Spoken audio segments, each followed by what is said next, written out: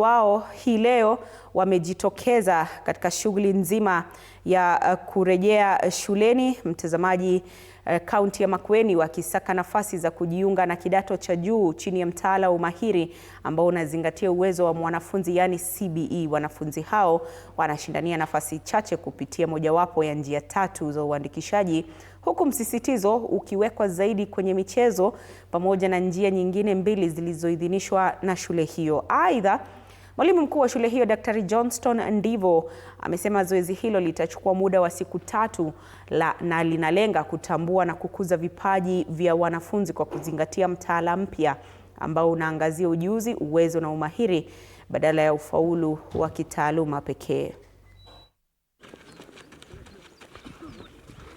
Kuna wanafunzi na wazazi ambao wamekuja trials za michezo.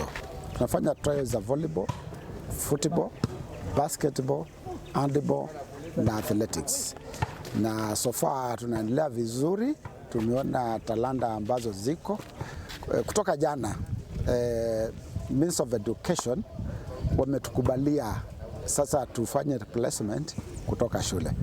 Kwa hivyo sasa wanafunzi ambao walikuwa wanafanyiwa kutoka kwa JS wanakuja sasa kwa senior school. Tunaangalia zile points wamepata. Tunachukua ile barua walikuwa wameitwa, ile shule walikuwa wameitwa na performance ya grade 9. Alafu tunaweka kwa system. Tunawaomba wale ambao tuko na watoto na wako na talanta, tunawaomba tuwahimize wajitume kwa uwanja, sababu uwanja unalipa. Au watoto, huyo mtoto kama saizi tuko na watoto kama 20 tumechukua ambao tutawalipia karo kwa sababu ya kuwa ni wazuri katika uwanja, na tumeona wazazi wanafurahia juu ya hilo.